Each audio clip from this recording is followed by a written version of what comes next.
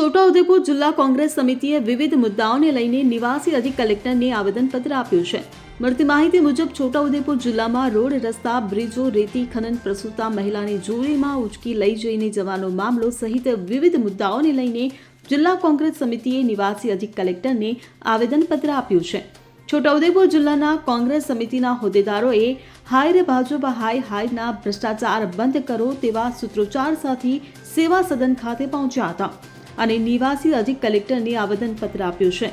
કોંગ્રેસ પાર્ટીએ આવેદનપત્ર આપીને તંત્ર અને સરકાર ઉપર ગંભીર આક્ષેપો કર્યા છે, જેમાં જિલ્લાના નેશનલ હાઈવે 56ના 4 બ્રિજો જર્જરિત બનતા ભારદારી વાહનો બંધ કર્યા છે, જેમાં આરોગ્ય, શિક્ષણ, એસટી સુવિધા સહિત લોકોને મુશ્કેલીનો સામનો કરવાનો વારો આવ્યો છે। સાથે સાથે લોકોને પડતી મુશ્કેલીઓ પર તંત્ર અને સરકાર ધ્યાન આપતું નથી। કોંગ્રેસ પાર્ટીએ આકરા પાણીએ આવેદન આપી ઉગ્ર રજૂઆત કરી છે। આજે અમે જિલ્લા કોંગ્રેસ સમિતિએ માનનીય કલેક્ટર સાહેબને મળીને આવેદનપત્ર આપ્યું। જિલ્લામાં આપ જાણો છો અત્યારે હાલત ખૂબ ખરાબ છે। રોડ રસ્તાના કારણે તૂટી જવાના કારણે વાહન વ્યવહાર ઠપ થઈ ગયો છે, બસો જતી નથી અને વહીકલની વ્યવસ્થા પણ નથી। એટલે છોટાઉદેપુરમાં શિક્ષણ બિલકુલ ઠપ થઈ ગયું છે, આરોગ્યની વ્યવસ્થા ઠપ થઈ ગઈ છે, વેપારીઓના કામ ધંધા ઠપ થઈ ગયા છે। આ જે હાલત છે એ સુધરે અને સાથે છોટાઉદેપુરના બીજેપીના ધારાસભ્યો, સાંસદો જે છે એ સગર્ભા મહિલાઓનું અપમાન કરે છે। નલ સે જલ યોજના ફેલ ગઈ છે એવું બીજેપીના નેતાઓ સ્વીકારે છે, છતાં પણ આ સરકાર લોકો પાસે પાણી વેરો લે છે, તો એ બંધ કરે એ અમારી માંગણી થઈ। અને સુખી જળાશયનું કેનાલ જે 40 વર્ષ પહેલા કોંગ્રેસ સરકારે બનાવેલું અને 40 વર્ષ ચાલ્યું, બીજેપી એને બનાવે છે તો એ 2 મહિના પણ ચાલતું નથી। તો એની તપાસ થાય અને જે પણ આમાં ઇજારદાર છે કે એન્જિનિયર છે એ ડાયવર્ઝનના પણ અને કેનાલના પણ એમના ઉપર સરકારે, કલેક્ટરે FIR કરાવવી જોઈએ અને તપાસ કરવી જોઈએ અને પોલીસ કાર્ય કરવી જોઈએ। આ મેં માંગણી કરી। સાથે અહીંયા એક હોસ્ટેલ છે, અત્યારે આવવા જવાની વ્યવસ્થા નથી, છતાં પણ હોસ્ટેલ ખાલી પડી રહી છે। અમે કલેક્ટર સાહેબને વિનંતી કરી કે સૂચના આપો કોલેજના પ્રિન્સિપાલને કે હોસ્ટેલ તાત્કાલિક શરૂ કરાવે। તો આ અમારા મુદ્દા રહ્યા અને કલેક્ટર સાહેબ એમને આશ્વાસન આપ્યું છે કે દરેક મુદ્દાઓ પર એ અંગત ધ્યાન આપશે, એમને બિલકુલ મુદ્દાઓ યોગ્ય લાગ્યા છે અને એના પર કામ કરાવશે। ધન્યવાદ। અમને આવેદનપત્ર આપતા પોલીસે રોક્યા। અમારે આજે રેલી સ્વરૂપે આવવાનું હતું પણ અમારા કાર્યકર્તાઓને નહીં આવવા દીધા। દરેક જગ્યાએ એવો માહોલ બનાવ્યો કે આ પરમિશન નથી આપી, એટલે કેટલા કાર્યકર્તાઓ નહીં આવ્યા અને જે આવ્યા એમને નહીં આવવા દેવા માટે પોલીસે ખૂબ મગજમારી કરી। અમારી સાથે પણ મગજમારી કરી સર્કિટ હાઉસમાં, અહીંયા પણ આરઈ સાહેબની અંદર અને કેબિનમાં જતા પણ રોક્યા। તો પોલીસને સૂચના કોણ આપે છે એ ખૂબ મોટો સવાલ છે, કારણ કે કલેક્ટર સાહેબ એમને સૂચના નથી આપી અમને રોકવાની।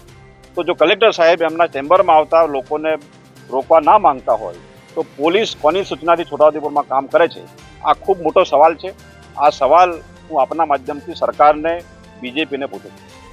આજે અમે છોટાઉદેપુર જિલ્લાના અલગ અલગ તાલુકામાંથી કાર્યકરો અને પ્રમુખશ્રીઓ આજે છોટાઉદેપુર જિલ્લા કલેક્ટરને આવેદનપત્ર આપવા માટે અહીંયા આવ્યા અને આવેદનપત્ર આપ્યું।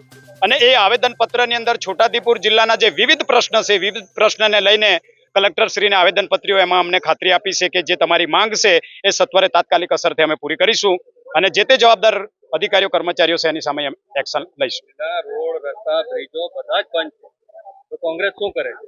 અરે 32 વર્ષથી ગુજરાતમાં ભારતીય જનતા પાર્ટીની સરકાર હોય અને ખાસ કરીને વિકાસના નામ પર લોકોના વોટ લઈને છેલ્લા 32 વર્ષથી સરકારમાં સત્તામાં હોય તો દેશના નાગરિકને રોડ, પાણી, લાઇટ, આરોગ્ય, શિક્ષણ જે પાયાની સુવિધા પૂરી પાડવી એ એમની નૈતિક જવાબદારીનો ભાગ છે। પણ તેમ છતાં ભારતીય જનતા પાર્ટીની સરકાર માત્ર ને માત્ર વાતો કરો છે અને બાકી જે પાયાની સુવિધા પૂરી પાડવી જોઈએ તે અત્યાર સુધી પૂરી પાડી નથી। અવારનવાર જિલ્લામાંથી ચોરીના જે વિડીયો છે સામે આવે છે, આ બાબતે ખરેખર ભારતીય જનતા પાર્ટીના છોટાઉદેપુર જિલ્લાના જે ધારાસભ્ય શ્રી રાજેન્દ્રસિંહ મોહનસિંહભાઈ રાઠવા એ અહીંના ધારાસભ્ય છે, જવાબદાર વ્યક્તિ છે, તો એ તમારા મત વિસ્તારની અંદર લોકોને તમારી જે વિકાસની ગાથામાં વાત કરીને જે વિકાસ નથી તમે પૂરો પાડ્યો, જેના કારણે લોકો ચોલીમાં સગર્ભા બહેનોને લઈને જાય છે, તો ખરેખર આ તમે વૈકલ્પિક જગ્યા કે પછી પાયાની સુવિધા ના પૂરી પાડતા હોય તો છોટાઉદેપુર જિલ્લાના ધારાસભ્યશ્રીએ રિઝાઇન આપી અને અમારી સાથે આંદોલનમાં કોંગ્રેસ સાથે જોડાઈ જવું જોઈએ। રોડ, રસ્તા, પુલ જે અત્યારે હાલત છે એના માટે કોણ જવાબદાર?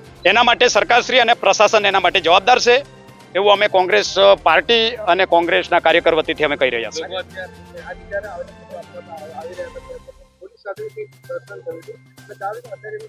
ખાસ કરીને છોટાઉદેપુર જિલ્લાની અંદર 144 ધારા લાગુ કરેલ નહીં હોય અને લોકશાહી પ્રણાલિકાની અંદર સરકારશ્રીને કોઈ પણ આવેદનપત્ર રેલી કરીને આપવાનું હોય તો એ અમે લીગલી પરમિશન માંગી છે વહીવટ અધિકારી મામલતદાર સાથે. મામલતદારે અમને કોઈ ચોક્કસ અમારી જે પરમિશનનો જવાબ આપેલ નથી અને તેમ છતાં છોટાઉદેપુરના પીઆઈ પ્રજાપતિએ આવીને અમારી સાથે બોલાચાલી કરી અને એક કડી નિંદામાં અમે કોંગ્રેસ દ્વારા એનો વિરોધ કરીએ અને એની તપાસ થાય અને નોટિસ આપે. Bureau report CN24 news. હવે જુઓ દેશ દુનિયાની તમામ ખબરો તમારી આંગળીના ટેરવે. ઉઠાવો મોબાઈલ અને Google Play Store પરથી ડાઉનલોડ કરો અમારી CN24 ન્યૂઝ મોબાઈલ એપ.